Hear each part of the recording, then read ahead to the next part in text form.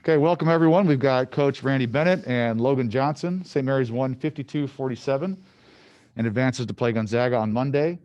We'll have Coach Bennett make an opening statement, and then we'll open it up for questions. Go ahead, Coach. Yeah, we knew we were going to have to defend well to beat these guys, and they've been playing well. Loyola Marymount's been playing well, and coming off some, they had some momentum from playing well in the season, and then they won their opening game in the tournament against a good USF team. So we kind of knew that's what we're going to have to do. We're going to have to really guard and rebound and do as good a job as we could on Eli. And I thought we did a pretty good job. We're a little grindy, so our games can get grindy, and so can some other teams in our league, and Loyola would be one of them. They can make it hard to score. So we're happy to get out of here with a win, and look forward to being in the semifinals. All right, thanks, Coach. Let's go to our first question. Jeff Ferrato. Hi, Randy. Jeff Ferrato with the West Coast Conference. So given kind of the way your team plays this year, would you describe this game as ugly or perfect? It's a great question. A little ugly, but that's, we haven't shot it well this year. We lost a couple real good shooters. So we just kind of had to adapt to playing this way. And we've become a really good defensive team, but a lot of our games end up like this. And that's just so for that reason, it's kind of, we are who we are. And that we got to have to give ourselves the best chance to win. And that's our best chance to win. And can you talk about what Logan gave you on offense, but also what Bowen did defensively, having to match up against Scott the whole night? Yep. Logan had the quietest 25 I've ever seen. I would have thought he had like 14. He hit some really big shots at the end of the clock at different times. The last one he hit on the baseline, the right-hand floater shot was a big bucket for us, gave us a little separation. He was really good offensively, has been on a pretty balanced team. He's been our leading scorer, and he's just continued to grow in that role. We don't run a ton of stuff to him, but he finds a way to make buckets and usually sticks a 3 or 2 and is even better. On the other side of the ball, Kyle's just tough. He's a really good defender. And Eli Scott is a tough cover, and you have to bring help. You can't play him single coverage. He's too big, too strong.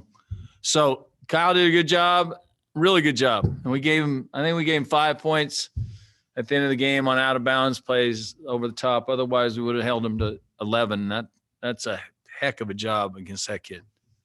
And last thing before I let you go, you're playing a familiar opponent now on Monday. You've played them in this tournament many, many times, and you've beaten them before when they were number one, and no one's supposed to be able to beat them.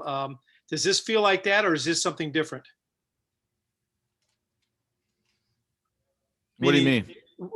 Based on how good they are, is this a greater challenge than you faced before against them here?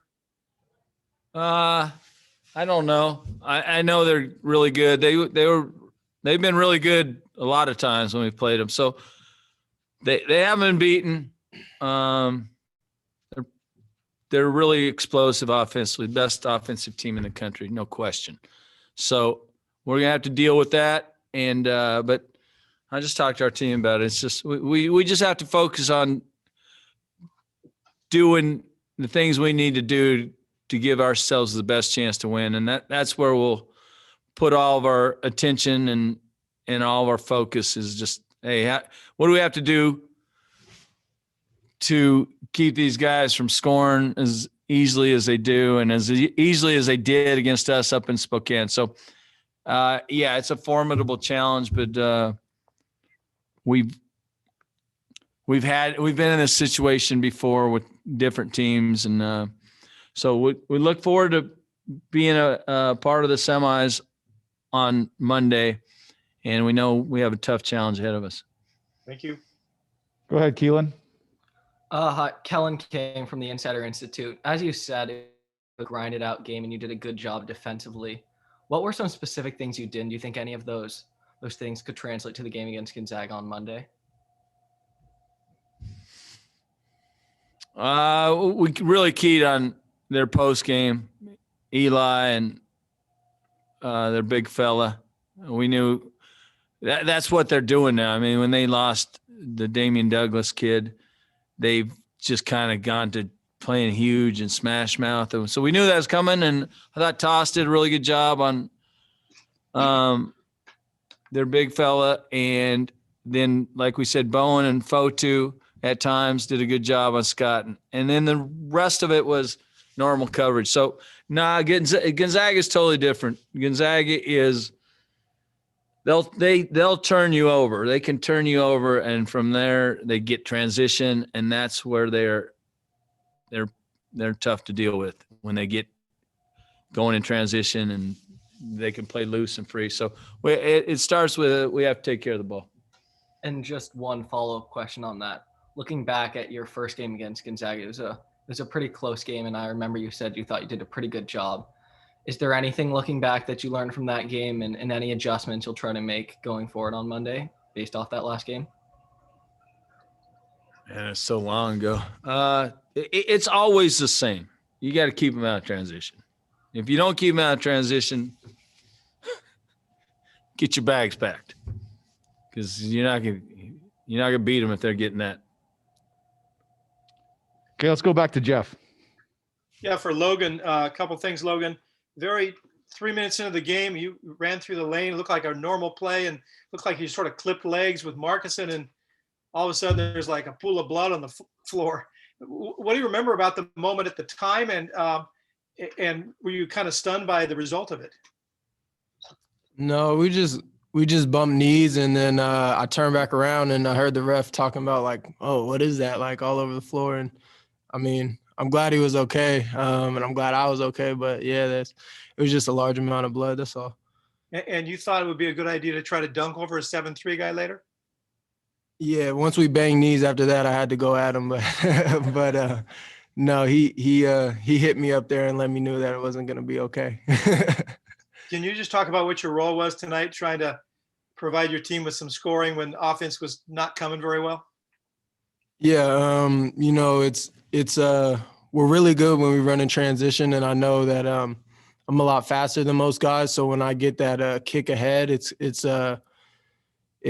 time for me to kind of put my head down and try to go make a play at the basket. And I felt like there was a lot of holes in the gaps for me to attack and try to make a play for my team. And so that's what I did. How excited are you to have another shot at the number one team in the country?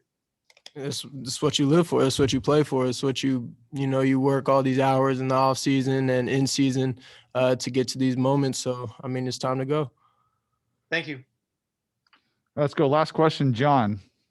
Yeah, look, if you talk about how difficult it was your first year and how much of a difference it is the second year from the first year, obviously your performance is much better. It was actually both of my freshman year and my sophomore year.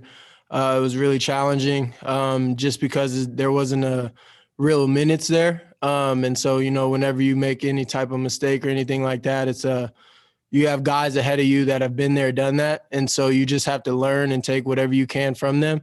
And so, that's what I did my last 2 years. I really sucked up everything that, these older guys have brought to me. And so that's what I just improved and got better and play my role. Okay. Thanks, guys. Thank you. Congrats and good luck. Yep. See you guys.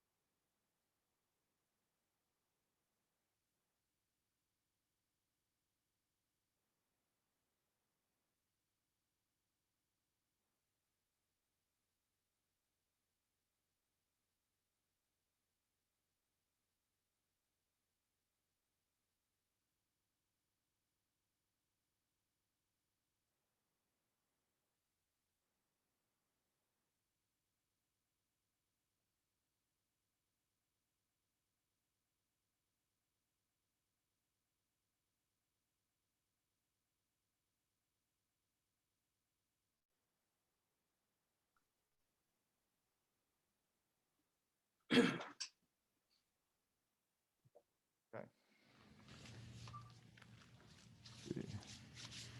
we have Coach Stan Johnson and Matthias Markuson. We'll go ahead with a statement from Coach. Tough way to end our season. This is not what we had planned. But that being said, I've never been more proud to be a part of a group. Our guys were incredible this year. It's hard enough when you have a coaching change. That's hard enough on these kids.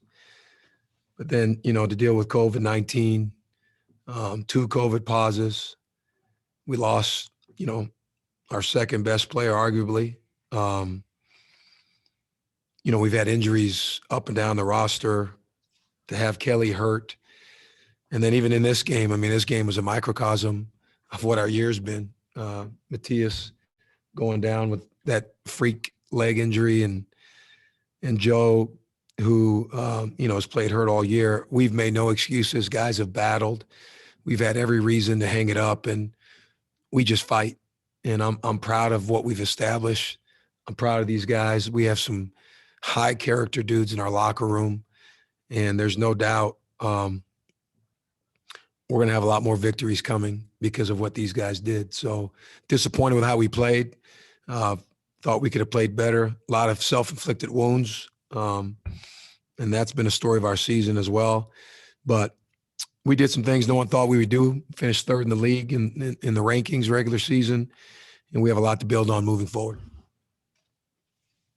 Okay, let's go with our first question. Jeff? Yes, Stan, you mentioned self-inflicted wounds. I presume you're talking about the turnovers. I think you had 18 of them. How difficult is that to overcome in a low possession game like this?